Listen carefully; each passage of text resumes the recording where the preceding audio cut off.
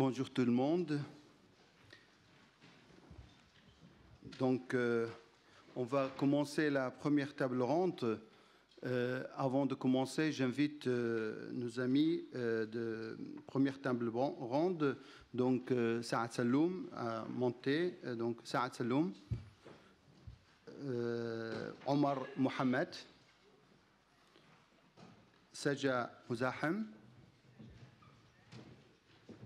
Basma Kodmani, Marwan Olo et Samira Oubaid.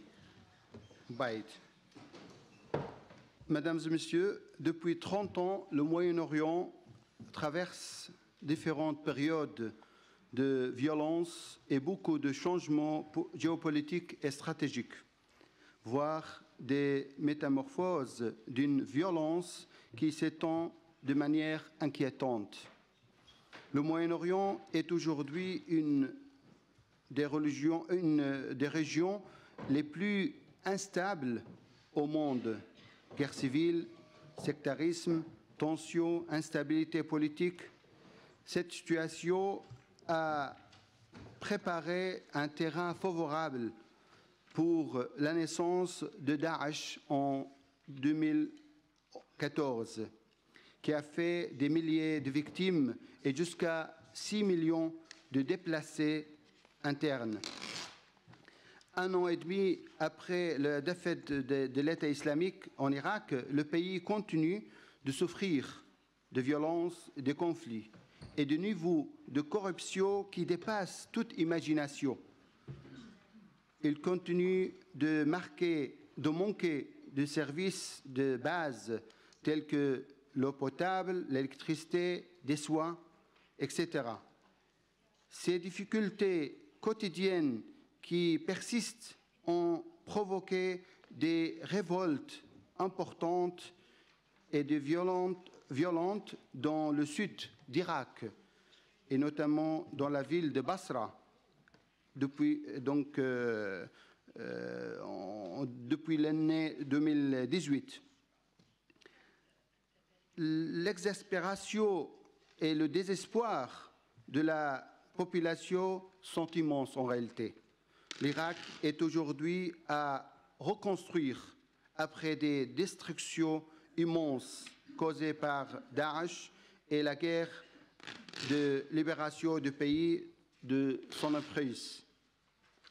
Notre objectif dans cette première table ronde, intitulée « Acteurs et victimes », est de diagnostiquer et d'analyser les phénomènes de violence au Moyen-Orient, d'essayer de comprendre et de mettre en relief la réalité de cette violence à travers des témoignages d'hommes et de femmes victimes de cette violence, mais aussi acteurs capables de donner des signes d'espoir. Frères, Mesdames et Messieurs, permettez-moi d'abord d'accueillir dans cette table ronde 6 intervenants qui viennent du Moyen-Orient meurtri. Le premier intervenant qu'on a dans le programme, c'est à ma droite, M. Saad Saloum, qui vient d'Irak, de Bagdad, et il est prof de sciences politiques à l'université de Bagdad. Et j'ai l'honneur de présenter aussi comme co-fondateur du Conseil irakien pour le dialogue interreligieux qu'on a tous les deux avec Sayyid Jawad Al-Khoui. On a fondé en 2012. Donc je suis très content de l'accueillir ici. Donc je vous donne la parole, M. Saad Saloum.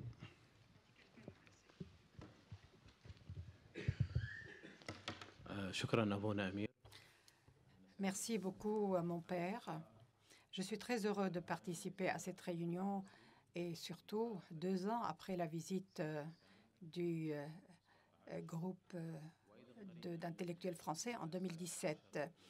Mais également, donc ceci correspond au 16e année de l'invasion américaine d'Irak que nous vivons jusqu'à ce jour, dont nous vivons jusqu'à ce jour, les répercussions. Nous cherchons, en tout cas, nous cherchons à instaurer un État démocratique en Irak où le vivre ensemble est l'un des éléments majeurs. Je chercherai à parler donc lentement afin que vous puissiez tous profiter de la traduction. Je voudrais plus parler des victimes que des acteurs. J'ai donc fait une étude en 2017 sur les acteurs principaux de la violence en Irak. Nous avons devant nous 3 défis magistraux qui demandent justement d'instaurer, de faire en sorte de fabriquer, si je puis dire, des politiques à long terme. Et ceci ne sera jamais possible sans l'appui de la communauté internationale, de l'Europe et en particulier de la France. Le premier défi, c'est justement l'absence de la population de toute confiance en ses dirigeants. Le deuxième défi, c'est justement de mettre fin à cette ignorance, et justement à vouloir, à ceux qui veulent justement ignorer l'autre par tous les moyens. Nous cherchons par nos tentatives à tracer la voie, si je puis dire, pour relever ces défis tous ensemble. Il est vrai que l'Irak a été libéré de Daesh, mais à ce jour, il reste à faire beaucoup de choses afin justement de rétablir la confiance après cette période néfaste de Daesh. Je pense que ceci devrait se faire sur 2 pistes. Tout d'abord, rétablir la confiance entre les différentes composantes de la société irakienne et deuxièmement, rétablir la confiance entre le citoyen et le pouvoir. Les questions de la réconciliation devraient commencer à se baser sur la justice donnée aux victimes. Ceci peut prendre plusieurs symboles. Par exemple, ceux qui ont quitté la région de Sinjar n'y sont pas revenus malgré justement le départ de Daesh. Ceci peut se faire de différentes manières et ne pourrait se faire si vraiment les acteurs de cette violence ne sont pas traduits en justice, malheureusement. Malheureusement, il faudrait toujours se garder présent à l'esprit cette phrase « pas de réconciliation sans justice ». À ce jour, malheureusement, la constitution irakienne, ou plutôt les lois irakiennes, ne reconnaissent pas, ou en tout cas, n'ont pas justement ce qu'on appelle les crimes contre l'humanité ou ne traduit pas devant la justice sous l'accusation de crimes contre l'humanité. Et malheureusement, à ce jour, nous ne voyons pas des acteurs justement derrière les barreaux dans les prisons. Ce que l'on peut faire, par exemple, en l'absence de justice, c'est, par exemple, les mouvements sociaux qui peuvent aider à rétablir la confiance de bas en haut. Mais ceci ne pourrait se faire sans une volonté politique réelle, une volonté politique réelle. La semaine dernière, nous avons visité l'Alech auprès d'une délégation d'hommes de religion, d'académiciens, de professeurs d'université, de plusieurs universités irakiennes. Et nous avons pu vraiment voir de nos propres yeux à quel point de telles rencontres pourraient aider. C'est un symbole parmi d'autres qui pourrait aider auprès d'autres symboles, auprès d'autres initiatives, à rétablir la confiance. Et en 2017, J'étais responsable et organisateur de quelques 37 réunions à Mossoul entre les différentes parties justement concernées par Mossoul et afin d'organiser le retour de ceux qui ont quitté la ville. Nous avons donc lancé plusieurs recommandations à l'intention du gouvernement irakien en précisant que ceci demanderait les efforts communs, de joindre les efforts communs. Il faudrait tout d'abord commencer par combattre le discours de la haine. Nous avons donc mis en place une initiative pour combattre ce discours de haine, après avoir mené une étude pendant une année tout entière à cet effet. Permettez-moi de donner donc quelques résultats de cette étude. Le citoyen irakien donc reçoit en moyenne tous les jours quelques 37 discours de haine par jour. Chaque citoyen irakien, dont les acteurs sont les hommes de religion à 43%, les politiques à 42%. Durant cette étude, il y a eu également le référendum pour l'indépendance du Kurdistan. Les discours de haine qui étaient au départ des discours religieux et confessionnels sont devenus nationalistes.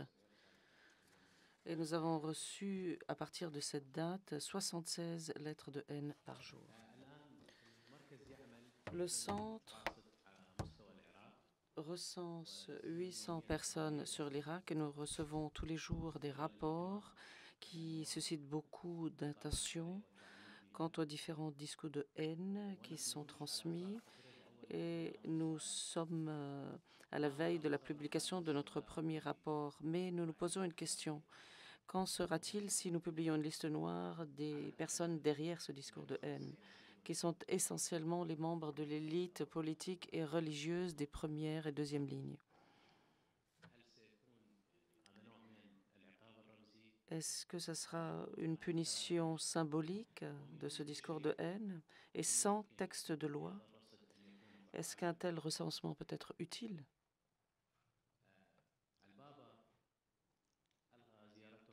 Le pape a annulé sa visite à l'Irak alors que la date avait été fixée.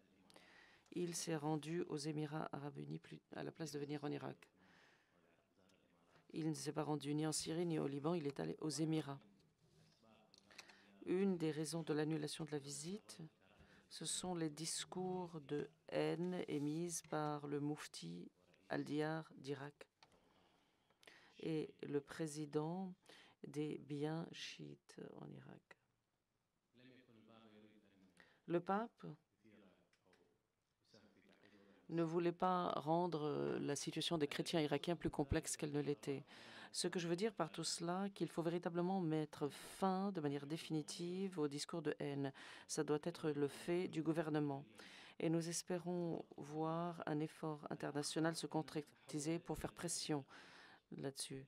Et le pire, c'est qu'il y a aujourd'hui des minorités qui sont concernées. Nous voyons des discours de haine contre les chrétiens qui habitent dans la plaine de Ninive.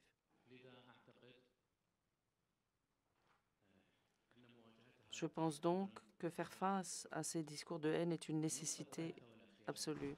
Dernier point, monsieur le prêtre me prie de me presser. Il y a la question des stéréotypes. Et j'ai écrit un livre qui parle de 600 stéréotypes sur les Irakiens. C'est un livre qui est basé sur cette idée très simple. Quand vous stigmatisez, vous distinguez. Quand vous distinguez, vous encouragez au génocide. C'est ce qui s'est passé à Sinjar. Et dans ce livre, je me suis inspirée sur un livre publié en 1926 en Égypte sur les Yazidis et le génocide de 2014. Pardon.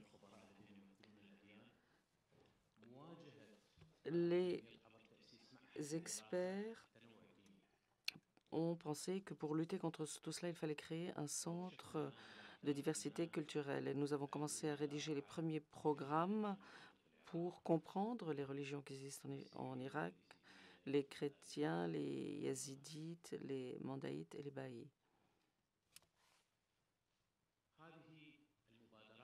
Ces initiatives dont je vous ai parlé sont importantes.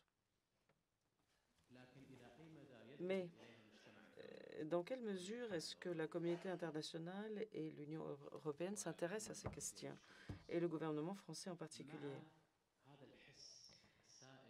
Avec ce sentiment de devoir adopter des politiques de très court terme, si nous voulons véritablement être équitables à l'égard des victimes et faire face à la violence, nous avons besoin d'adopter des politiques de long terme pour rétablir la confiance afin de lutter contre la haine et le développement de cette haine dans la culture. Je crois qu'il faut attirer votre attention tout particulièrement sur le rôle politique. Il faut travailler sur la volonté politique. Le conflit de Sinjar a besoin d'un accord politique. Le jugement des auteurs du génocide a aussi besoin d'un effort politique. Il n'y a pas de volonté politique internationale, malheureusement, en tout cas pas unifiée, et pas de volonté politique interne non plus.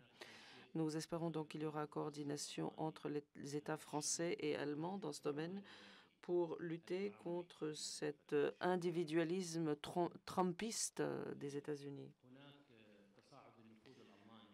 On voit que les Allemands deviennent de plus en plus influents que les Américains en Irak, mais cela ne réussira pas. Et nous espérons que cela permette d'isoler les politiques de Trump. Et notre collègue Salam Al-Kawakibi, après la décision prise par le gouvernement américain de juger les auteurs du génocide en Syrie, eh bien, il faut penser aux gens qui ont été tués dans le Sinjab, à Ninive et dans certaines régions syriennes. Nous avons besoin d'un rôle français plus fort dans ce domaine. Il faut mettre en place une politique européenne qui défende les victimes et qui empêche la violence. Monsieur Saad Saloum pour cette présentation. Je pense qu'on a beaucoup de questions, mais on va poser nos questions à la fin, tout à la fin. Je suis heureux de présenter le deuxième intervenant à ma gauche, Monsieur Omar Mohamed, et on l'appelle en Irak, on l'appelle Omar Afendi. Donc j'aime bien lui donner cette Afendi, ça veut dire à Mossoul, c'est un titre pour dire celui qui est intellectuel, quelqu'un qui a beaucoup de... Oui. Et bourgeois. Bourgeois aussi. Donc Omar Afendi, c'est un historien, fondateur de Mossoul Aïn, donc Aïn Mossoul ou Mossoul Aïn, et Yalla University, donc le programme Yale University. Il est donc lui-même, il vient de Mossoul, il a vécu lui-même cette période sombre de l'histoire d'Irak, période de Daesh. Donc on va avoir vraiment un témoignage, ce que j'attends de lui aussi, un témoignage de quelqu'un de Mossoul, qui vient de Mossoul, comment il a vécu, comment ils ont surmonté cette tragédie. Merci. شكرا جزيلا. Merci beaucoup, mon père. Je regardais le titre de la séance, Acteurs et victimes, et j'ai commencé à essayer de définir la victime du point de vue d'une personne née durant la guerre Iran-Irak Et ayant grandi à l'ombre de la guerre américaine et l'invasion américaine, d'abord la guerre du Koweït et puis l'invasion de l'Irak. Et puis après l'adolescence, j'ai connu la guerre civile en Irak en 2007. Après cela, l'arrivée de Daesh à Mossoul en 2014, puis la guerre qui a mené à la destruction de la ville de Mossoul. Il est difficile de présenter une définition de la victime. Et la victime elle-même a du mal à présenter cette définition. Ayant vécu à Mossoul sous l'ère de Daesh, j'ai documenté ces événements, je les ai transmis au monde et j'ai pu peut-être voir les choses sous un angle quelque peu différent. J'ai constaté que ce qui concerne les victimes à Mossoul n'est pas simplement lié à ce qui se passe au sein de la ville ou au sein du pays, mais il y avait un rôle international quant aux événements de l'Irak qui avaient une incidence sur la vie de la victime. Dans les études, on accuse toujours la violence religieuse en Irak. Or, moi, je ne savais pas que mon enseignant était chrétien, je ne l'ai su qu'après 2003. Mon enseignant à l'école, je ne savais pas qu'il était chrétien, je ne l'ai appris qu'après 2003. J'ai appris qu'il était chrétien suite aux discours entendus dans le pays. La religion n'était pas le premier élément de reconnaissance identitaire en Irak. Ma mère est musulmane, mais elle a été baptisée à l'église car elle vivait avec un chrétien. À Mossoul, le chrétien, le juif, le yézidi vivaient ensemble, ils travaillaient ensemble. Nous ne connaissions pas ces détails liés à la religion. Je ne dis pas qu'ils ne sont pas importants, mais ils n'étaient pas les moyens de se présenter. Nous nous présentions en disant « Je suis citoyen, je respecte l'autre, je me respecte et je respecte l'autre ». Mais cette distinction religieuse est arrivée après 2003 en Irak due à des interventions internationales. Qu'est-ce qui a provoqué cette défaillance en Irak? On se concentre aujourd'hui sur la victime. On dit que la victime était auteur de violences. Les victimes ne respectent pas les religions des autres. Les victimes veulent la violente. On rédigé des lettres de haine, comme l'a dit M. Saad Saloum. Mais nous recevons des lettres de haine tous les jours par le moyen des médias, par des partis internationaux, les différentes parties qui interviennent sur la scène irakienne. Plus d'une fois, j'ai rencontré des responsables de l'Union européenne et de pays européens. Une des expressions douloureuses que j'ai entendues à plusieurs reprises était la suivante. Ils m'ont dit « Vos souffrances ne sont pas l'une de nos priorités.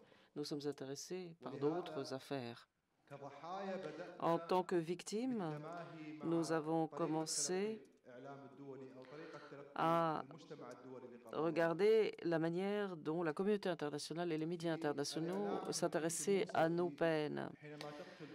Quand on était à Mossoul et que Daesh tuait plus de 20 personnes, par exemple, l'information était publiée, mais on ne voyait pas beaucoup d'intérêt derrière ces éléments d'information. On s'intéressait à des individus sur la scène internationale qui intéressaient plus que les 20 tués. En 2016, lors des opérations de récupération de la ville de Mossoul, en un jour, plus de 300 civils ont été tués, mais les médias n'ont pas accueilli cette nouvelle de manière appropriée. Le même jour ou le lendemain, dans le cadre de mon suivi des événements de Mossoul, et vous trouverez peut-être que c'est drôle, j'ai trouvé un lion et un ours au jardin zoologique de Mossoul. Et tout le monde voulait aider le loup et le lion. Une organisation anglaise est arrivée en dépit des dangers à Mossoul et a voulu aider les animaux, mais l'homme, lui, était moins important.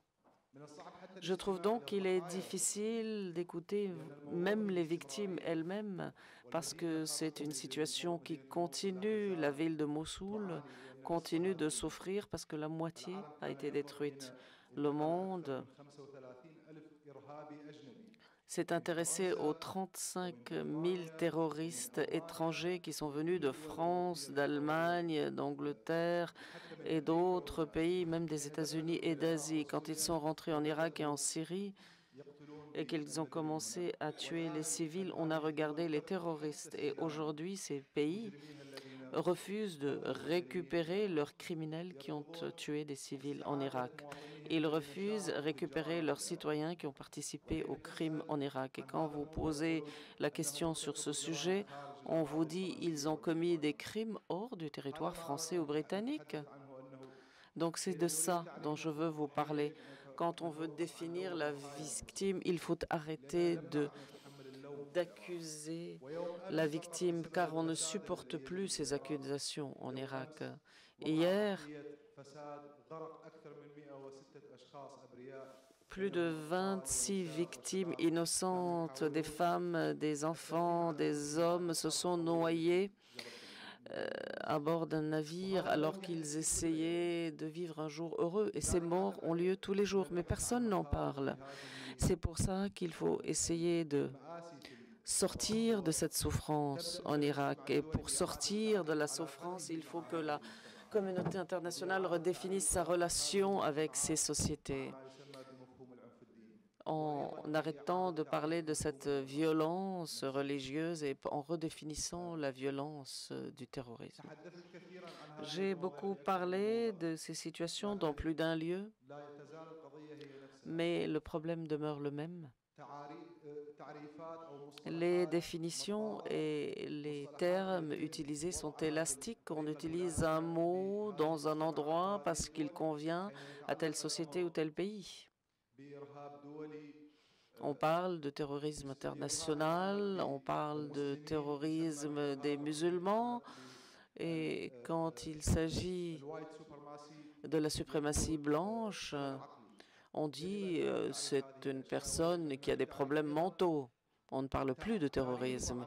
Il faut revoir la définition du terrorisme et voir comment la France et la Grande-Bretagne ont agi en Irak il y a plus d'un siècle. Il faut reconnaître ces erreurs du passé.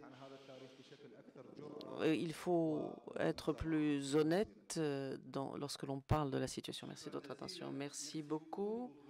Cette présentation très intéressante, qui exprime vraiment aujourd'hui la triste réalité de cette région-là.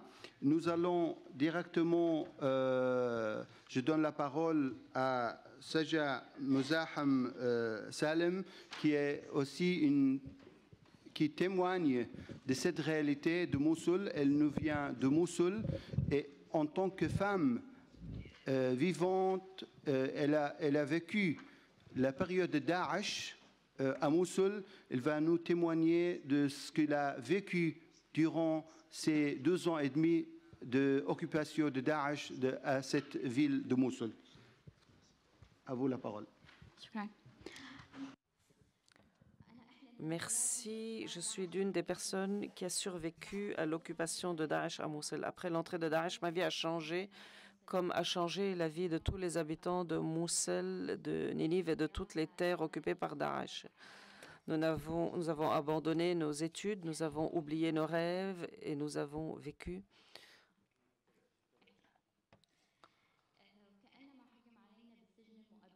dans l'inconnu, comme si nous avions été condamnés à une prison à vie ou condamnés à mort. Les nouvelles lois contre la liberté individuelle ont été imposées. C'est une ville qui a vécu une situation de conflit.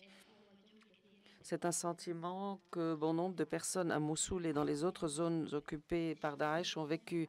Peur de l'avenir, impossible de défendre la ville, impossible de défendre les amis qui ont quitté la ville. Et la vision de l'autre, qui nous considérait comme étant des personnes qui soutenaient Daesh, était impossible à vivre. Les zones résidentielles ont été bombardées. Daesh utilisait les zones résidentielles pour s'installer et l'aviation bombardait ces zones. Et moi, j'avais extrêmement peur.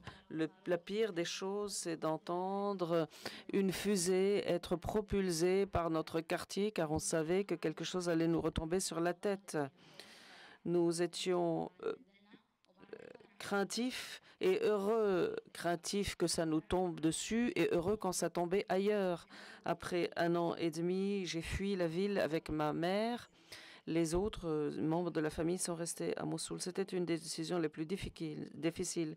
Nous avons fui de manière illégale. Nous avons rencontré de nombreuses difficultés.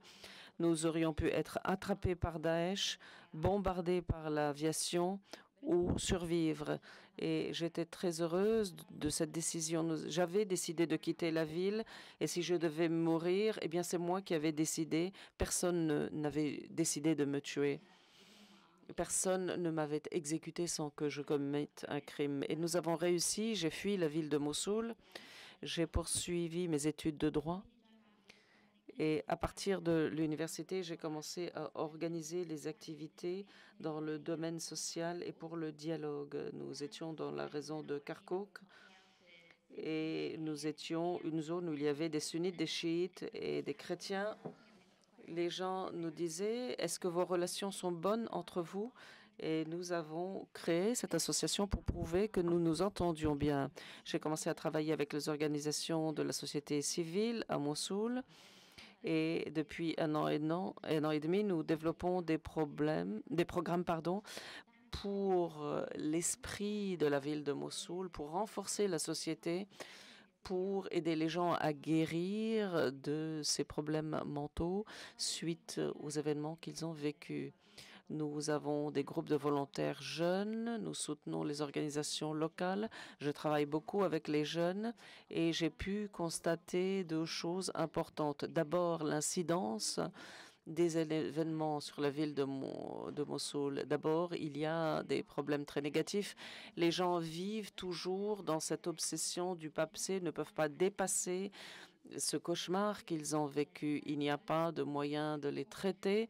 Le gouvernement n'est pas intéressé par ces questions. Deuxièmement, nous avons eu des actions positives.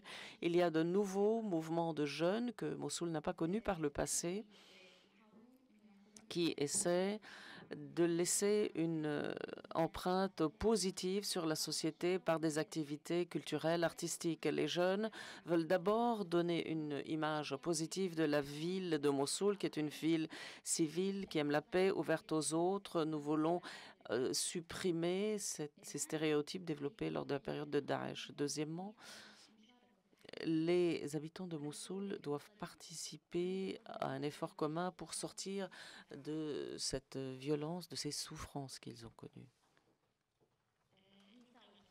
Les femmes et les enfants, eh bien, les femmes et les enfants sont ceux qui ont le plus souffert, d'après moi, des événements de Daesh et de la violence imposée par Daesh sur la ville de Mossoul. Le nombre de cas de divorce s'est accru de manière massive car il y a eu de très nombreux mariages qui ont eu lieu lors de la période Daesh. Aujourd'hui, on voit que bon nombre de femmes divorcent. Il y a beaucoup d'enfants qui n'ont pas de parents, qui ne sont pas reconnus. On a aussi une difficulté à faire participer les femmes aux activités de la société civile, car les familles sont refermées, les femmes ne sortent pas de la maison. C'est parce que les femmes ont passé 3 ans enfermées dans leur domicile et la société a décidé que les femmes ne doivent pas sortir. Or, il doit y avoir un mouvement des femmes pour une plus grande participation de la femme à la société, une participation active. Le 8 mars, on célèbre la femme dans le monde Et nous avons organisé une caravane de 40 femmes, 40 véhicules, où les femmes étaient dans les voitures pour traverser la ville de part et d'autre, pour montrer que les femmes peuvent participer à la vie. Et compte tenu des destructions, la société est devenue plus violente. C'est pour ça que nous avons organisé des activités dans les écoles, à gauche comme à droite, des programmes de sensibilisation pour que les gens comprennent qu'ils ne sont pas séparés. Nous avons lancé cette expérience dans 5 écoles. Nous mettons dans une pièce des jeux. Certains sont des armes, d'autres sont des ballons, des poupées et autres jeux positifs. Nous avions des groupes de 5 enfants. Nous leur demandions de choisir des jeux. Ils nous ont dit, ils ont choisi les armes. Ceux qui ont choisi les armes, on leur a dit pourquoi choisir les armes. Ils m'ont dit, j'ai perdu mon père, je veux défendre ma ville. Et pour parvenir à une vie commune, il faut construire la confiance. D'abord, la confiance de l'individu en lui-même. Les gens qui ont été sous le joug de Daesh ont perdu la confiance en eux. Ils doivent d'abord retrouver la confiance en eux pour retrouver la confiance à l'égard des autres. Mais il faut reconstruire l'individu au sein de la société irakienne aujourd'hui. C'est le plus grand besoin. Merci. Témoignage très fort. Franchement, c'est quelque chose qui nous touche beaucoup. Cette souffrance d'une femme qui a vécu ce drame sous l'emprise d'un tel régime sauvage. Je reste toujours, donc je ne suis pas le programme que vous avez, je reste toujours en Irak et donc je donne la parole à M. Marwan Olo, qui est un avocat. Pardon? Et c'est un avocat qui vient de Karakosh, le banlieue de Mossoul, près de Mossoul. Et il nous présente tout ce travail comme il va nous présenter surtout ce qu'il a vécu comme chrétien, comme communauté chrétienne, ce qu'ils ont vécu comme difficultés durant l'occupation de Daesh, leur village. À vous la parole.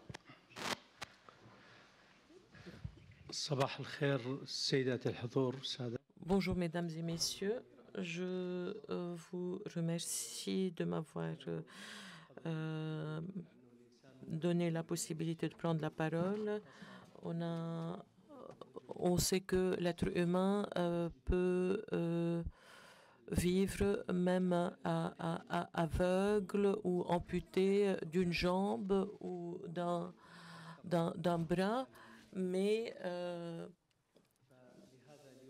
il ne peut pas vivre sans histoire. Et donc, j'aimerais bien appeler notre réunion la réunion de l'espoir, la lueur d'espoir pour l'Irak. Ça sera la lueur d'espoir pour l'Irak. Parce que notre réunion va nous donner un nouvel espoir. Non, il y a un problème de micro. Les techniciens travaillent sur les micros.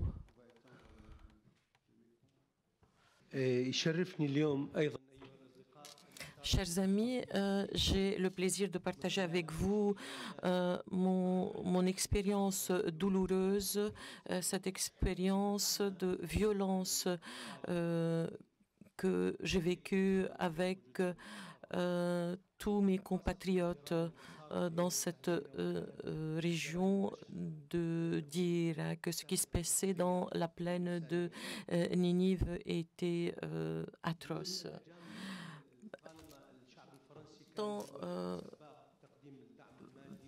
Les Français ont toujours été les premiers à nous soutenir moralement et matériellement. Les Français ont toujours été les premiers à nous aider quand nous avons été déplacés, par exemple. Je voudrais remercier tout Français qui a essayé de nous aider. La plupart des minorités irakiennes se trouvent dans la plaine de Ninive, dans le département de Ninive, au nord-ouest de Mossoul. Là, il y avait Hamdania, Shikan et Tel Kaf. Ceux qui parlent la langue syriaque sont concentrés dans la zone qui s'appelle Karkouch. Là, on trouve le plus grand rassemblement chrétien en Irak. La plaine de Ninive est l'une des régions qui a beaucoup souffert. Donc les chrétiens et les minorités en général ont beaucoup souffert sous le règne de Daesh. Le 10 juin 2014, quand Daesh a contrôlé la ville, tous les chrétiens sont partis, ils ont pris la fuite et c'était la première fois que on n'a pas pu entendre les cloches carillonner à Mossoul. Plus tard, en 2014, Daesh a donné le choix aux chrétiens entre se convertir à l'islam ou se faire tuer. Ensuite, cette décision a été modifiée.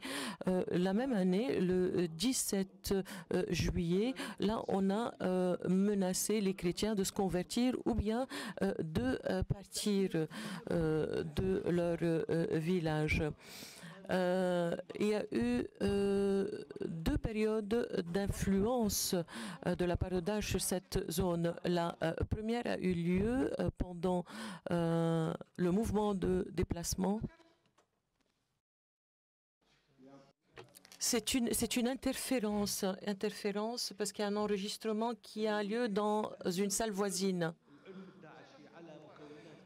La violence de l'organisation Daesh se caractérise par deux périodes. La première période, c'est celle qui a connu le déplacement, la fuite. Pendant cette période, il y a eu un impact. L'impact était très important. Là, c'était une question de vie ou de mort. Et plus tard, Daesh a libéré la région, mais nous avons toujours des craintes. Nos craintes subsistent. Donc, la violence a eu un impact énorme sur les chrétiens. Leurs zones sont désormais vides car ces chrétiens sont partis à l'étranger. Beaucoup de ces personnes déplacées ont perdu leur identité et des dizaines de milliers de familles sont allées s'installer dans les pays voisins. Après la libération de cette région, le choc était encore plus grand car là, il a fallu faire face à une nouvelle violence, des maisons piégées, des maisons incendiées. Les maisons endommagées étaient au nombre de plus de 13 000 unités. Dans une seule zone, Begdeda, il y avait 6 000 maisons détruites. Une autre zone chrétienne, Berdella, là, il y avait 1700 maisons endommagées. Et à Teleskov, 1108 maisons, à Telkef, 1 millier de maisons, à Bahzane, 310 maisons, à Bakofa, 108 maisons détruites. Ainsi de suite. Donc, le grand nombre de maisons détruites était comme un choc énorme pour les citoyens qui sont retournés dans leurs terres et leurs villages. Donc là, les séquelles sont énormes. On a été encouragé par le gouvernement à réintégrer nos villages, mais sans obtenir la moindre garantie de protection. Et je voudrais vous rappeler qu'actuellement, il y a beaucoup de personnes qui sont parties mais ne peuvent pas le faire parce que leurs maisons sont endommagées. Le rôle de l'Église a été primordial dans la reconstruction dans la zone de Ninive. À titre d'exemple, l'Église dans la zone de Begdeda a fait reconstruire 2200 maisons endommagées. Une partie de ces maisons était incendiée. Et la reconstruction entreprise par l'Église représente 50% de la totalité des maisons qui étaient endommagées.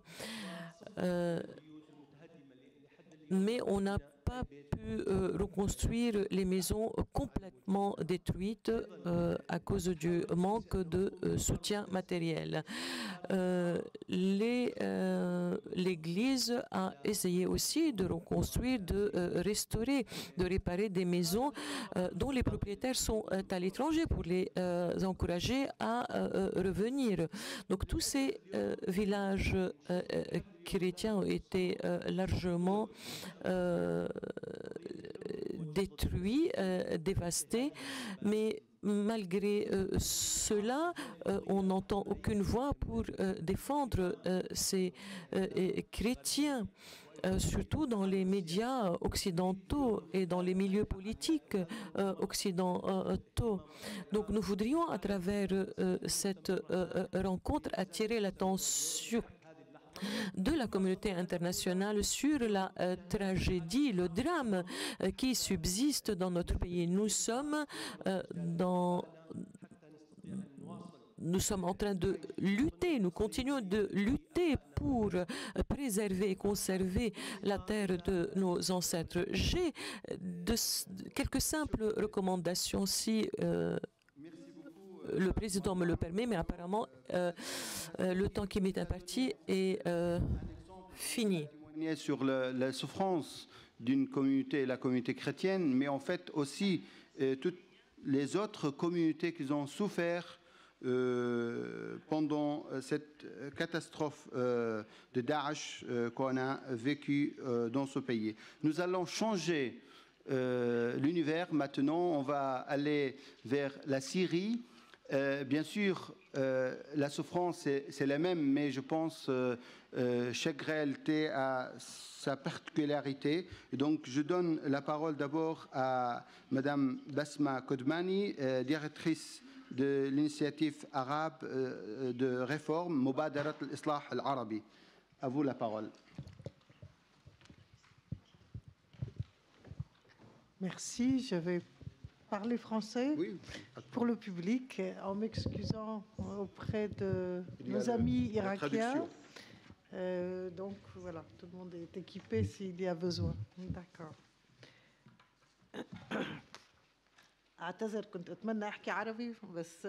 J'aurais voulu parler en français, mais comme le public majoritaire est français, je préfère m'adresser à mon public en français. Je crois que nous pouvons dire que nous avons certainement en Syrie certaines régions qui ont connu l'horreur, l'enfer que représente l'invasion de villes et de régions par le mouvement de Daesh. Je pense que nous avons surtout besoin de réfléchir sur à qui incombe la responsabilité de l'arrivée de ces mouvements, de ce type de mouvement, dans différentes régions d'Irak et de Syrie. Car Daesh est un groupe qui s'apparente à des bêtes sauvages. Si on autorise les loups à entrer dans la ville, ce ne sont pas les loups que l'on va blâmer. Ce sont des loups, ce sont des barbares. Alors qui faut-il blâmer? Et je crois que c'est là qu'il faut porter la réflexion autour d'abord de la pratique et la banalisation du crime et de la dispense du respect de la vie humaine dans toute notre région et en particulier en Irak et en Syrie. Nous avons aujourd'hui, pour la Syrie, un processus dit de négociation. Celui-ci est au point mort. Il n'y a pas eu pour l'instant aucune négociation. Il n'y a eu que des solutions militaires sur le terrain qui sont pratiquées par un régime dictatorial dont les crimes commencent à être documentés par les systèmes de justice, les systèmes judiciaires de certains pays. Nous sommes enfermés depuis 8 ans, et puis bien avant ça, malheureusement, la Syrie comme l'Irak a connu des massacres qui ont précédé, pour nous 2011, précédé le soulèvement de 2011. Et cette impunité est le fondement même de ces régimes et a envahi notre culture de manière tragique et de manière, je l'espère, réversible, mais réellement très profonde. Lorsque je vois dans les informations la visite en Syrie chez le président syrien, du président soudanais, Omar el-Béchir, qui est condamné depuis plus d'une décennie, maintenant une décennie et demie, par la Cour pénale internationale comme ayant commis des crimes contre l'humanité, étant responsable de crimes contre l'humanité, alors le message est clair.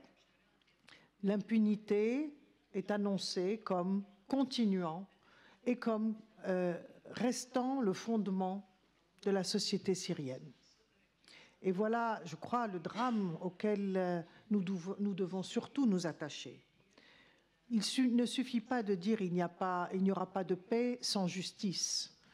Il y a réellement le besoin de comprendre que les principes fondateurs de la société sont à redéfinir, que l'organisation de la société, je ne vais pas parler on peut parler de démocratie bien sûr, puisque nous souhaitons une société démocratique, mais dans nos pays, vu la diversité magnifique que nous avons, vu cette richesse extraordinaire que nous avons, la démocratie, c'est d'abord le respect des minorités, des communautés et de cette diversité.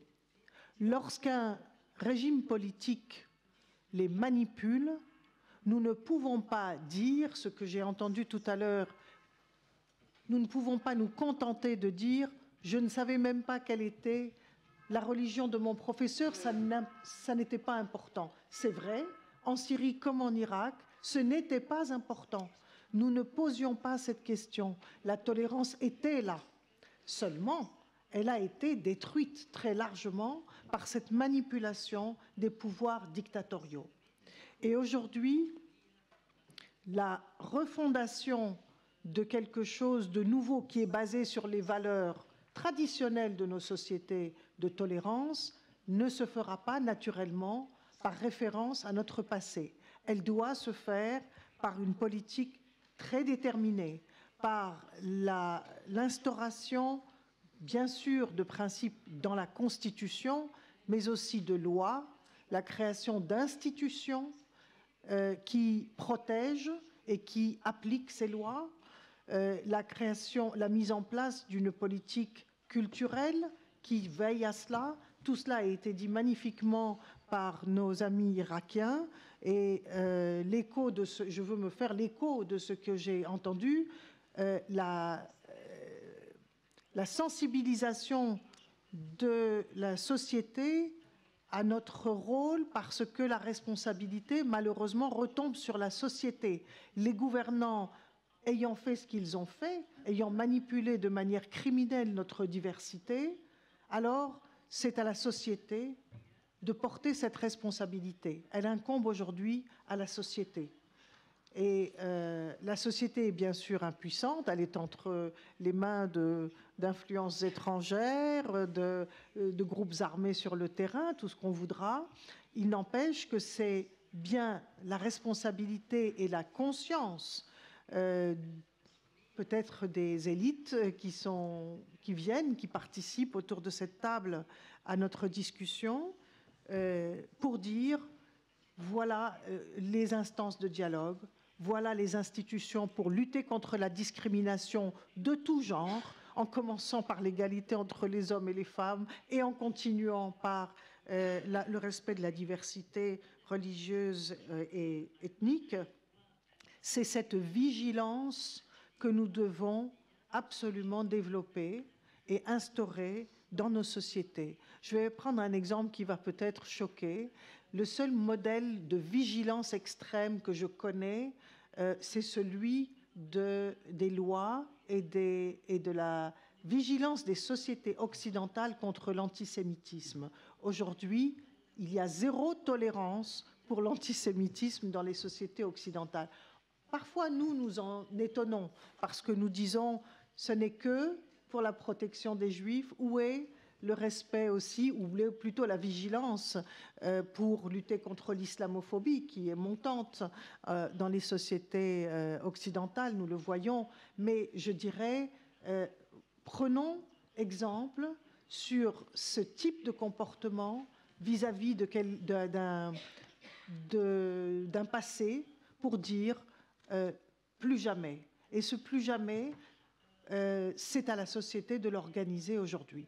Je ne vois aucun pouvoir politique et je dirais que les groupes qui prennent le pouvoir, qu'ils soient en Irak, ceux qui arrivent au pouvoir, ceux en Syrie qui sont dans l'opposition, sont conscients, mais pas suffisamment conscients de l'importance de commencer par cet aspect-là pour refonder les bases d'un contrat social avant même de parler de quel sera le mode de scrutin et quelle sera l'organisation de nos instances démocratiques, etc. C'est là que nous devons mettre tout notre effort, parce que tout est venu de là. Telle a été l'arme qu'ont utilisée les dictatures, et c'est celle-ci que nous devons retourner contre la dictature. Merci. Merci beaucoup, Madame Kodmani, pour cette présentation. Et je donne la parole à la dernière intervenante, Samira Moubayad. Samira Moubayad, scientifique et chercheuse en éco-anthropologie, vice-présidente de l'association Syriens chrétiens pour la paix et cofondatrice de plusieurs groupes politiques et l'association Renaissance des femmes syriennes. À vous la parole. Merci. Je vous remercie tout d'abord les organisateurs du colloque de m'avoir donné l'occasion de prendre la parole devant vous aujourd'hui pour parler de la Syrie et plus particulièrement des Syriens chrétiens. Je vais continuer mon intervention en arabe puisque le temps ne permet pas de... J'ai pas beaucoup de temps. Donc, j'ai choisi comme titre pour mon intervention les Syriens chrétiens face à la violence, ces chrétiens qui ont choisi de partir. J'ai choisi ce titre après avoir découvert que les chrétiens syriens en Syrie représentent actuellement 2% de la totalité de la population syrienne, alors que ces chrétiens représentaient 6% de la population syrienne. Donc, il y a un effondrement des taux de chrétiens. Et ce départ n'a pas toujours été obligatoire. même il a été volontaire. Moi, je voudrais défendre la diversité culturelle syrienne. Il ne s'agit pas là d'un accessoire ou d'un sujet dont on chante les louanges. Cet élément est très important dans la société syrienne parce que grâce à la présence chrétienne, on peut faire face à la violence et à l'extrémisme religieux. Donc, toute société qui connaît cette diversité est plus apte à faire face et à lutter contre l'extrémisme. Pour vous parler de l'attitude adoptée par les chrétiens, j'ai choisi de vous parler de certaines régions. On peut pas généraliser quand on veut parler de la Syrie et des régions syriennes parce que les régions sont contrôlées par diverses forces. Je vais commencer par les zones contrôlées par le régime qui prétend défendre les chrétiens alors qu'en réalité, il l'exploitait, l'utilisait comme outil au service de sa propagande et pour se maintenir au pouvoir. Donc, cette utilisation des chrétiens a mené à une escalade communautaire. Et donc, les chrétiens en ont payé le prix. Et parfois, le régime a collaboré avec les extrémistes pour pousser les chrétiens à partir. Et à titre d'exemple, je mentionnerai le bombardement violent qui avait touché à la route, les zones chrétiennes Baptouma, Kassa et d'autres banlieues habitées par des chrétiens, pas à n'importe quel moment de la journée, au moment où les enfants sortaient des écoles, ce qui a entraîné une peur énorme de la part des chrétiens pour leurs enfants et ainsi, ils ont décidé ainsi de partir. Il n'y avait aucun gain stratégique pour les factions islamiques qui ont bombardé les chrétiens dans cette région. Et les chrétiens se sont demandé pourquoi étaient-ils visés alors qu'ils ne menaçaient en rien les factions islamiques à Ghouta. Mais il y avait une collusion entre les factions islamiques et le régime et ceci a été découvert dans d'autres régions. C'était plus évident dans d'autres régions, en particulier à Maloula, où le régime a réduit sa présence militaire dans cette région à majorité chrétienne, ce qui a permis à Jabhat al-Nusra d'entrer dans cette région, de détruire les églises, d'enlever des sœurs et perpétrer d'autres actes terroristes. Ceci a traumatisé les chrétiens et les incité à partir. Et là, on se demande pourquoi le régime a-t-il réduit sa présence militaire de la périphérie de cette zone, autorisant ainsi al-Nusra à y pénétrer. On en découvrira plus sur la collusion entre le régime et les factions islamiques pour déplacer les chrétiens, pour utiliser les chrétiens comme outils. Toutes ces actions ont eu pour rôle d'une haine accrue de la part des musulmans vis-à-vis des chrétiens, parce que ainsi, les musulmans ont commencé à considérer les chrétiens comme étant les alliés du régime, alors que ce n'était pas le cas. Les chrétiens ont toujours été, depuis le début de la guerre, un outil entre les mains du régime.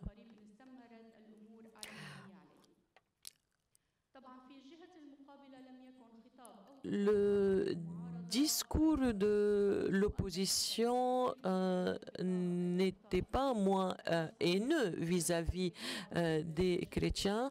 Là, le discours était extrémiste et non seulement le discours, mais le comportement également à Idlib. Les chrétiens dont le nombre ne dépasse pas 1000 personnes, donc ces chrétiens vivent sous la menace, ils sont humiliés, ils n'ont pas le droit de pratiquer leur rite religieux et on a confisqué les biens des chrétiens qui sont partis et qui avaient fait confiance à des musulmans syriens pour prendre soin de leurs biens, mais Hayat Tahrir al-Sham a tenu à confisquer les biens des chrétiens qui sont partis. Donc, plus la diversité est visée, plus la violence et l'intolérance vont sévir. Je vais, avant de conclure, vous parler de l'avenir, l'espoir des chrétiens de retourner en Syrie. Et ceci est lié au rôle du citoyen et la façon dont on va les traiter. Le meilleur serait de les traiter à égalité avec les Syriens de confession musulmane. L'idéal serait une laïcité adoptée par le régime pour garantir la diversité et traiter tous les citoyens dans le pays de façon égale et équitable. Madame Mobayad, pour cette présentation. Je remercie beaucoup les 6 intervenants. Maintenant, je dois donner de temps pour les questions. Je vois que dans le programme, c'est jusqu'à 10h30, mais je vais jouer le rôle d'un oriental, donc je vais négocier un quart d'heure de plus. Comme ça, on va prendre un quart d'heure de la deuxième table ronde. Donc, on a 3 quarts d'heure pour poser des questions. Donc, on va tourner le micro. Chaque question, elle ne doit pas dépasser maximum 1 minute et demie, au maximum 2 minutes, pas plus. Pas plus. Et comme ça, je donne après à chaque intervenant de répondre en 2 minutes pour conclure. Donc, on va rassembler toutes les questions. Donc, je demande aux intervenants d'écrire les questions qui sont questions posées à eux pour pouvoir répondre. Voilà. Donc, comment? Ah, et c'est possible, s'il y a des intervenants, ils ont des questions entre eux, c'est possible, bien sûr. Ils peuvent poser aussi les questions en tant que... Oui, d'accord. Est-ce qu'il y a... Y a-t-il des questions, tout d'abord, Toridoun, que vous voulez poser entre vous? Auriez-vous des questions? Disons, je pose la question aux intervenants. Ont-ils des questions à se poser les uns aux autres? OK. Ils donnent la parole à la salle et puis après, ils peuvent aussi réagir, bien sûr. OK. On laisse la parole au public. Oui. Il y a Farah ici. La dame, oui.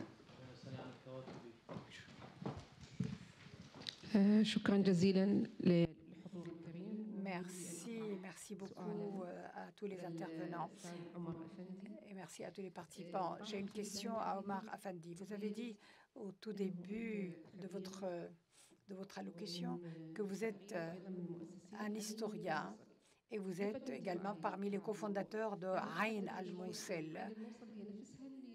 Est-ce que c'est bien ce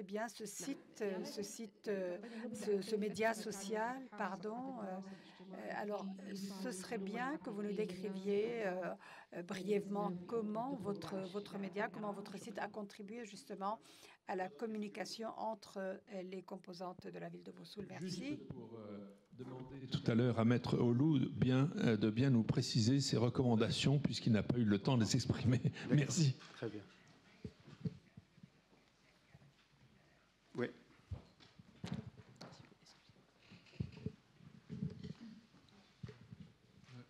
Le prophète Isaïe, cité par le colonel Legrier, a écrit il y a longtemps, la paix est le fruit de la justice. Alors dans le pays du Code d'Hammurabi, est-ce que la justice, l'espoir, la fin de l'humanité ne doivent pas-elles venir de la mise au tribunal des responsables des mensonges et de la guerre de 2003 et aussi de l'occupation de parties de la Syrie et de la Palestine arabe de 1947. Merci.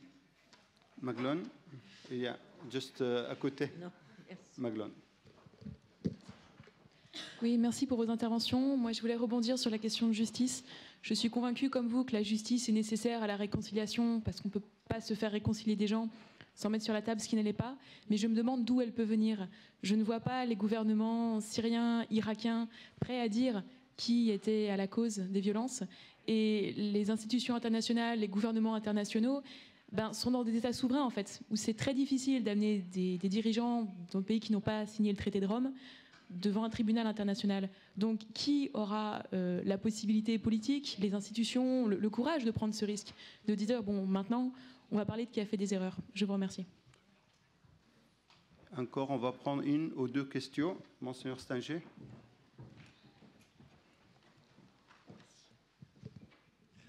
Je voudrais adresser ma question à Madame Mobayed. Vous avez dit en quelque sorte que les chrétiens syriens ont été instrumentalisés par le régime. Mais j'allais dire, pourquoi se sont-ils laissés instrumentaliser?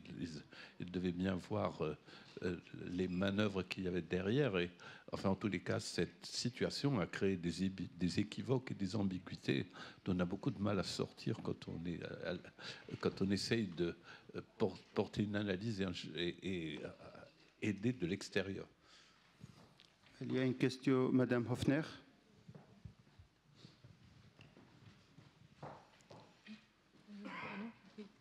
La question, oui, je voulais prolonger une question qui a été évoquée pendant une des interventions. Au fond, c'est si cette justice internationale ne peut pas passer, même si normalement elle est indispensable, est-ce qu'il y a quand même quelque chose qui est possible venant de la société civile pour la réconciliation? Encore une dernière question. Père George.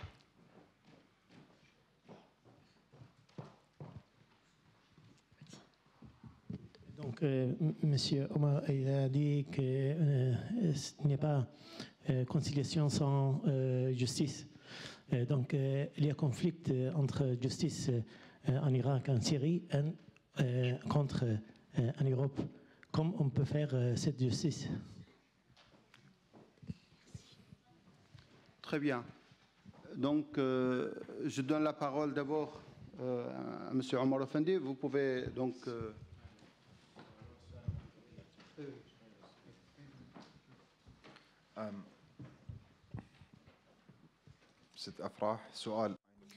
Tout d'abord, Afra, vous avez posé une question. Je suis tout d'abord, oui, je suis historien. J'ai commencé mes études à l'université de Mossoul.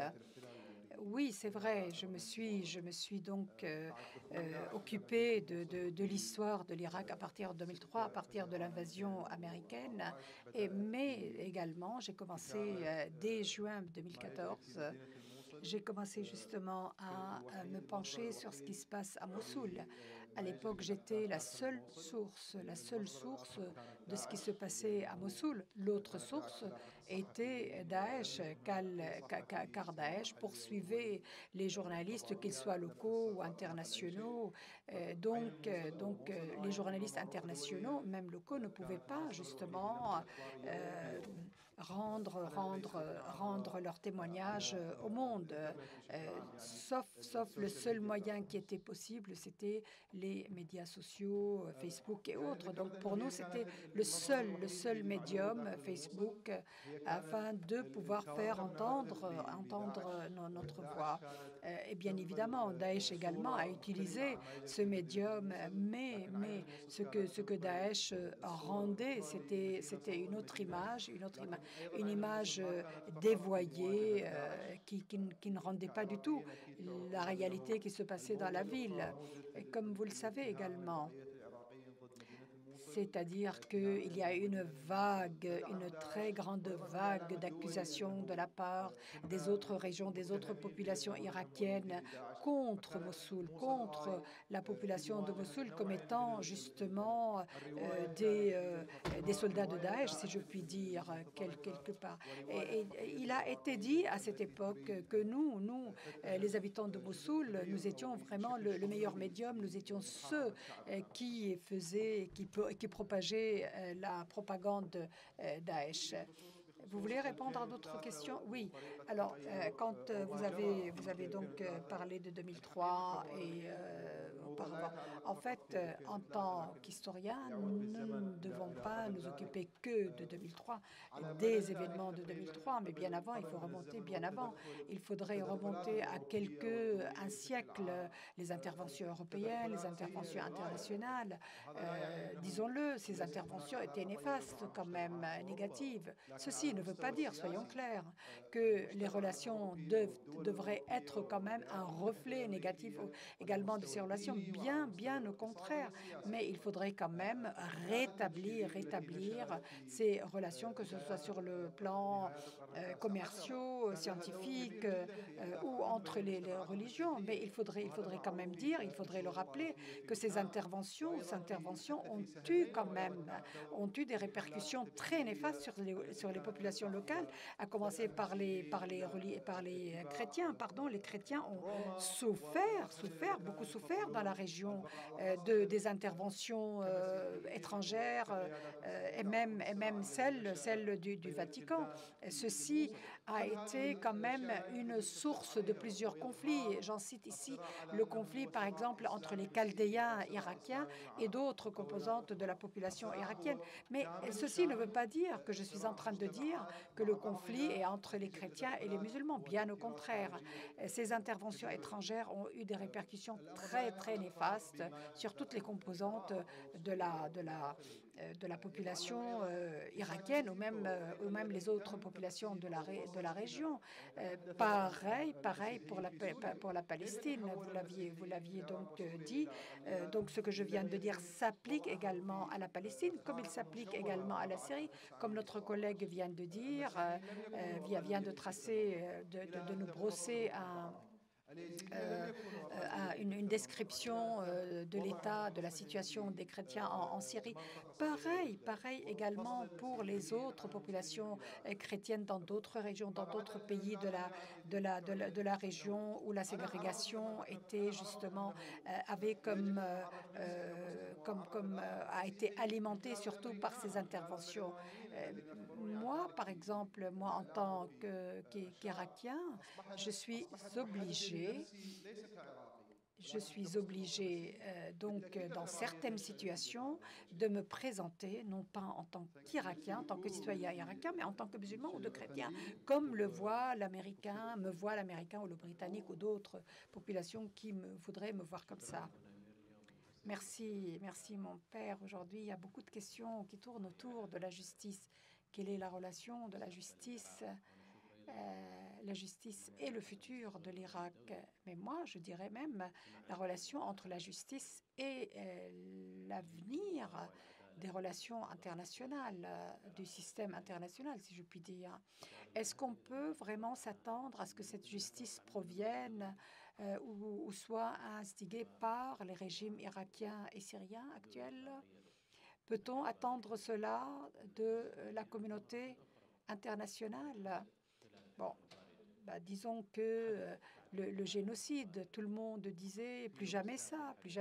Eh bien, écoutez, des génocides ont été quand même commis, ont eu lieu pendant la guerre froide, ont eu lieu bien après, que ce soit en Bosnie, que ce soit au Darfour, et après en Irak, à Sinjar, dans d'autres régions. Et écoutez, on peut même parler de génocide également dans d'autres lieux. La Libye a connu également des massacres. Nous en avons connu. Et donc, je vais donc me concentrer sur ce qui s'est passé chez nous en Irak. La responsabilité incombe à toutes les grandes puissances. Peut-on parler de responsabilité politique sur le plan international afin d'empêcher le génocide, afin d'empêcher le massacre? À quel point ceci peut-il rencontrer les intérêts des grandes puissances? Il faudrait se poser ces questions. Ces questions, nous les posons justement au travers de nos travaux et nous cherchons au travers de ces travaux à y répondre. Quand nous parlons de paix, quand nous parlons de réconciliation, pour nous, à la base de tout cela, il y a la justice. C'est ce que les Yézidis veulent. Les Yézidis vous disent à chaque fois que vous adressez à eux, eh bien, il n'y aura pas de réconciliation, il n'y aura pas de paix sans justice.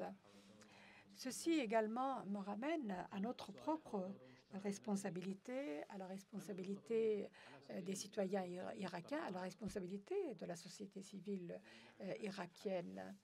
Écoutez, selon nos travaux actuels, et comme le régime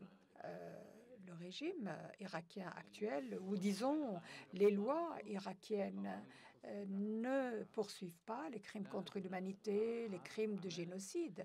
Mais ceci ne veut pas dire que nous restons les bras croisés. Au contraire, nous y travaillons tous les jours afin de traduire tous les criminels du régime précédent devant la justice, c'est-à-dire afin que tous les crimes commis en Irak contre les populations irakiennes soient traduits devant la justice, que ceci donc englobe les crimes du régime précédent, les crimes actuels et dans notre passé tout récent.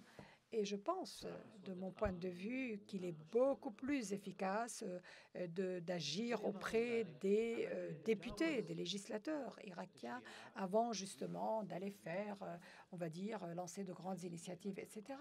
D'ailleurs, mon père, ici présent, sait très bien que la justice, en tout cas une partie de la justice que nous devons vis-à-vis des victimes, passe tout d'abord par justement le refus de ce discours de haine. Et ceci doit provenir des grandes composantes ou des trois grandes puissances de l'Irak. D'abord les grandes tribus, ensuite les communautés religieuses, c'est-à-dire sunnites et chiites, mais également le régime, les politiques. Alors, donc, écoutez, moi, j'ai commis 14 livres et dans ces livres-là, j'ai toujours prouvé par mes travaux que l'identité de l'Irak n'est pas une, mais diverse, elle est plurielle. Donc, à partir de là, si nous voulons quand même préserver l'Irak tel que nous le voulons, tel que nous le souhaitons, il faudrait préserver cette pluralité. Cette année, donc, je publierai un autre livre où je me concentre sur l'économie que j'appellerais l'économie religieuse également, qui fait partie, de mon point de vue, de cette pluralité. En 2018, un livre dont le titre est « L'unité à travers la diversité ». Oui, il faudrait reconnaître cette diversité. Il faut reconnaître la diversité ethnique, la diversité, toute la diversité que connaît, enfin, la pluralité, la diversité des populations irakiennes, kurdes, disons également confessionnelles ou religieuses, chiites, sunnites, etc., et ethniques d'un autre côté. Ça, il faut le reconnaître. Il faut le reconnaître si nous voulons vraiment aller vers, ou en tout cas faire un très grand pas vers la paix. Nous avons actuellement 800 bénévoles qui travaillent avec nous à travers toutes les régions irakiennes afin justement de détecter ces discours de haine, d'où qu'ils proviennent. Et nous cherchons justement à circonscrire ces discours, en tout cas leurs répercussions, avant que la grande déflagration n'ait lieu.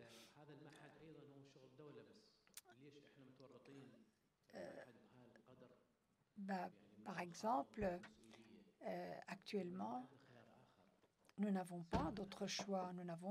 Le seul choix qui est devant nous, c'est de travailler activement avec toutes les composantes, quelles qu'elles soient. Par exemple, actuellement, imaginez un peu que certains religieux musulmans étudient et vice-versa, étudient le monde chrétien par non seulement des chrétiens, mais des musulmans ou des yézidis aussi. Merci. Merci, M. Saad Salloum, pour cette réponse très intéressante. Donc, je donne maintenant la parole à M. Olo pour répondre. Merci pour vos questions. J'avais dit que l'Église avait commencé déjà l'opération la plus difficile, c'est-à-dire la reconstruction de ce qui a été détruit. Nous allons donc, je voudrais quand même dire que nous avons Père Georges Chahoula avec nous, qui fait partie justement de ces initiateurs de cette grande campagne de reconstruction. Tout d'abord, j'ai voulu également mettre l'accent sur la nécessité, justement, pour le gouvernement irakien de commencer la refondation du système scolaire, en tout cas des manuels scolaires, afin d'en exclure tout ce qui peut inciter à la haine, tous les discours de haine. C'est pourquoi nous demandons à la France de nous aider dans cette campagne, dans cette initiative, afin que les voix des minorités, toutes les minorités, soient entendues sur le plan international, afin que ces minorités puissent faire valoir leurs droits, ces droits qui ne leur sont pas reconnus, malgré que la Constitution irakienne leur reconnaît ces droits. Mais malgré cela, nous avons besoin justement d'œuvrer très activement. C'est pourquoi nous avons constitué ce comité afin d'œuvrer dans ce sens. Et nous appelons justement à constituer, un conseil. On peut l'appeler tout ce qu'on veut, un conseil de sages ou d'autres, qui sera quand même, qui s'attellera sur ce qu'il faut faire dans la plaine de Ninive, cette plaine, cette région qui justement souffre beaucoup, et afin que justement ce qui sera fait afin de refuser de combattre la haine et les discours véhiculant cette haine ait des répercussions dans toutes les autres parties irakiennes, et afin que nous puissions justement garantir que ces massacres, que ces appels à la haine ne recommencent pas, que nous ne reconnaissions plus jamais ça. Voilà. Même si cela, justement, est inscrit dans le marbre de la Constitution, mais la situation est autre en réalité. Mais également aussi, nous demandons à ce que la communauté internationale s'intéresse au sort des minorités irakiennes, afin que nous ne soyons pas oubliés, que nous ne soyons pas, justement, relégués vraiment à la marge, à la toute petite marge.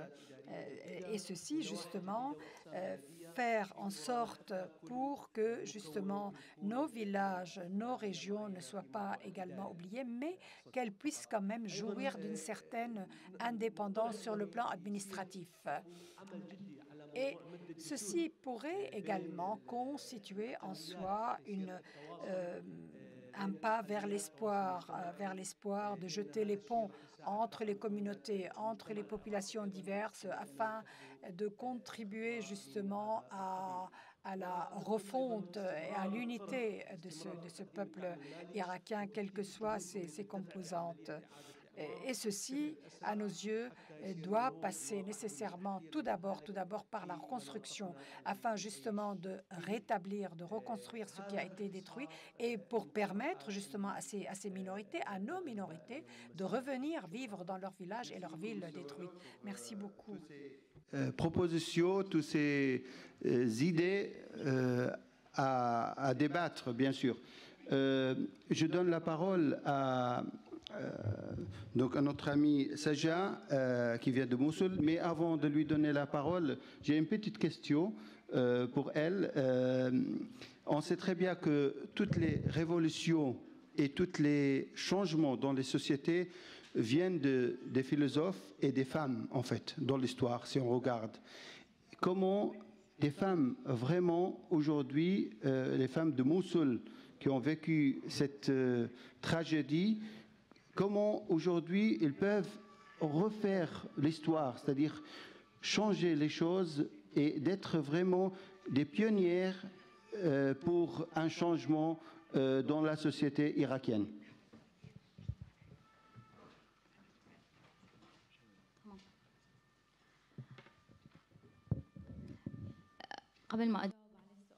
Avant de répondre à votre question, j'aimerais quand même revenir à la question de la justice et de la paix. La justice est la base de la paix. Moi, personnellement, par exemple, quand j'ai reçu un choc, par exemple, qu'un proche, vis-à-vis de la tragédie d'un proche. La première chose que je cherche à faire, c'est justement de chercher à me venger de cette personne qui a causé cette tragédie ou cette souffrance. En fait, ce que nous cherchons à faire, bien loin du gouvernement, bien loin des lois, de la Constitution, c'est vrai, il faudrait faire quelque chose, mais ceci reste difficile actuellement. Ce que nous cherchons tout d'abord, c'est créer de l'empathie entre les différentes composantes d'une ville, d'une région, et à travers cette empathie, justement, faire en sorte que les gens puissent quand même reconnaître le choc, reconnaître la souffrance dont ils ont été l'objet, reconnaître qu'ils sont également des victimes. Là, je peux dire que les gens actuellement ont quelque part, on va dire, essayent actuellement de sortir de chez eux, de se mélanger aux autres. D'autres cherchent à prendre des initiatives collectives. J'ai parlé d'initiative, l'initiative du 8 mars. C'est une initiative lancée par des femmes à l'intérieur de la ville de Mossoul. Il est vrai, il y a plusieurs rassemblements ou plusieurs comités de femmes qui restent quand même assez timides, mais ils existent quand même. Madame Kodmani et Madame Bayad, Monsieur Omar Afendi, il a demandé la parole. Juste une brève intervention pour justement la paix internationale. Comment réaliser cette paix internationale? Ceci quand même revient à 90% de la manière, la façon de vivre d'une communauté. Par exemple, l'Europe qui a pris des initiatives dans le sens de, par exemple, par exemple, les pays européens peuvent prendre l'initiative de constituer un tribunal international, à l'instar du tribunal de Nuremberg, pour traduire tous les terroristes, tous les criminels, où qu'ils soient dans le monde, qu'ils soient traduits devant ce tribunal. Mais qu'attendre donc de ces justices européennes, malheureusement, qui refusent de reprendre leurs propres terroristes? Je dirais même que, justement, ces points de divergence, ces points de contradiction ne militent pas pour la convergence. J'ai bien peur que cela ne se fasse. Au contraire, cela plaide malheureusement, comme les choses sont actuellement, vers plus de divergence. Plaide également à laisser les minorités dans ces régions à leur propre sort. Excusez-moi. Sachons que ces minorités sont partie intégrante de la société irakienne. La société irakienne est plurielle, elle est diverse. Elle n'est pas constituée d'une seule ethnie, d'une seule race. Au contraire, il faudrait que la communauté internationale prenne une décision courageuse, justement dans le sens que je viens de dire. Je vais continuer en arabe, dit Madame Kodmani. Tout d'abord, 2 points. Le premier, c'est la responsabilité internationale vis-à-vis de la région du Moyen-Orient afin de créer justement, inciter à la création d'un espace géographique qui va lui-même créer donc ou en tout cas les éléments nécessaires pour la création de cette justice. Je voudrais quand même rappeler ici que la région connaît quand même une occupation majeure, l'occupation israélienne de plusieurs territoires arabes. Hier, le président américain Trump a reconnu justement la souveraineté israélienne sur le Golan syrien. Quelle est donc la responsabilité des Nations unies? Quelle est la responsabilité des pays démocratiques quand ils disent que voilà, c'est vraiment la politique du fait accompli, le fait accompli qui a été acquis par la violence, eh bien la violence peut devenir une légalité internationale. Ceci est très, très dangereux. Ceci pourrait justement alimenter d'autres violences, pourrait alimenter ce principe de la violence qui va vous permettre d'obtenir ce que vous voulez. Cette violence qui va légaliser ces milices religieuses, comme celles que constitue l'Iran, ces milices religieuses qu'elle cherche justement, qu'elle a ancrées dans les pays de la région, qu'elle a envoyées en Syrie afin justement de soutenir le régime syrien contre sa propre population. Eh bien, c'est la même chose maintenant qui se produit pour le Golan syrien, où on va dire rien n'a été fait justement pour rendre ce Golan justement à la Syrie. Deuxièmement, certains intervenants ont parlé, se sont demandé sur comment instaurer la justice et quelle est la relation entre la justice et la paix sociale et la paix dans un pays. Bien sûr, ce sont des questions légales. Bien sûr qu'il faut quand même poursuivre tous ceux qui ont commis des crimes pour que ce soit le prélude à la réconciliation, car sans cela, point de réconciliation. Ça, c'est le principe de la justice transitoire. C'est-à-dire, là, il faut définir qui doit traduire vers la justice. Mais il y a d'autres moyens également qui peuvent constituer un prélude à la réconciliation. Ce sont des préludes que nous pouvons créer au niveau de la société civile. Donc, ce sont des outils différents qui peuvent justement être utilisés pendant cette période transitoire que nous appelons la justice transitoire. Mais ceci ne peut jamais commencer sans justement avant de nous atteler justement, de nous en prendre à la tête de ce gigantesque justement régime qui veut instaurer toutes formes de violence. Oui. Alors, ce que vous appelez la compétence universelle, Oui, bien évidemment. Il y a eu justement des initiatives. Et il n'est pas possible pour les citoyens syriens, par exemple, de pouvoir arriver à cette compétence internationale, à savoir arriver au Conseil de sécurité des Nations Unies, car sans éviter le veto russe qui va quand même soutenir le régime syrien. Il a été créé donc des outils tremplins, je dirais, pour pouvoir arriver à cette justice. Et pour cela, je dirais qu'il faudrait tout d'abord commencer par constituer les noyaux nécessaires de refonder nos systèmes judiciaires et juridiques. Je ne sais pas que faut-il faire en Irak, mais je dirais que, par exemple, en Syrie, afin que la justice syrienne puisse pouvoir justement changer les principes, changer également l'attitude des citoyens vis-à-vis de la justice, il faudrait quand même refonder cette justice. Merci. Je donne la parole à Mme Bayaf.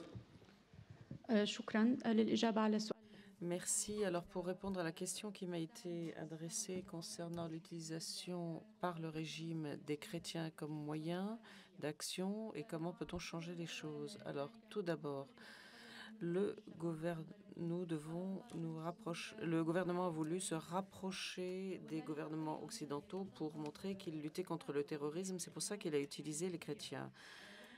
Et le terrorisme est souvent repris comme flambeau d'action. Comme l'a dit Madame Basma dans son intervention, celui qui a libéré le grand nombre d'islamistes en 2011, islamistes qui sont devenus chefs de guerre, et le gouvernement, qu'est-ce qui aide Al-Nusra, qu'est-ce qui lui donne de l'électricité gratuitement, alors que Al-Nusra la revend aux citoyens. Nous devons nous poser la question, pourquoi est-ce que le régime profite du terrorisme et l'utilise à ses fins? Maintenant, pour ce qui est du recours aux chrétiens et à la diversité, je vais parler de 3 points très importants très rapidement. Tout d'abord, le terrorisme est défini comme tel par ceux qui luttent contre, mais il y a toute une série de milices terroristes iraniennes qui existent en Syrie, qui ne parlent pas arabe, qui ne peuvent pas s'adresser aux Syriens, qui se trouvent dans des zones à majorité chrétienne, notamment dans la vieille ville de Damas. Et il n'y a pas de contact entre les citoyens du pays et ces milices qui défendent l'État. Ils sont là pour défendre l'État, pas pour défendre les chrétiens. Troisième exemple que je vais citer, c'est celui de l'action contre tout opposant chrétien syrien. Ces opposants deviennent tout de suite des terroristes, sont emprisonnés pour de longues périodes, sont tués également par le régime. Encore un point pour montrer la véritable vision du régime quant à la coexistence, eh bien, ce sont ses contacts avec les partis qui ne lui rapportent aucun intérêt, comme les Kurdes, comme les Juifs et d'autres. Eh bien, ça montre bien que le régime est tendancieux et qu'il n'utilise les chrétiens que comme moyen pour parvenir à ses fins, pas comme soutien réel.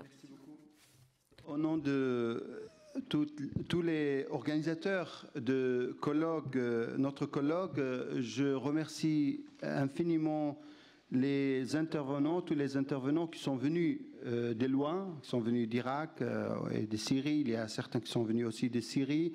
Donc, je remercie beaucoup les intervenants. Je remercie beaucoup tous ceux qui ont posé des questions et qui ont participé à ce débat. Nous allons avoir une demi-heure de pause. Donc, et après, à 11 heures, nous allons reprendre. Oui. Je dirais une chose. Merci beaucoup pour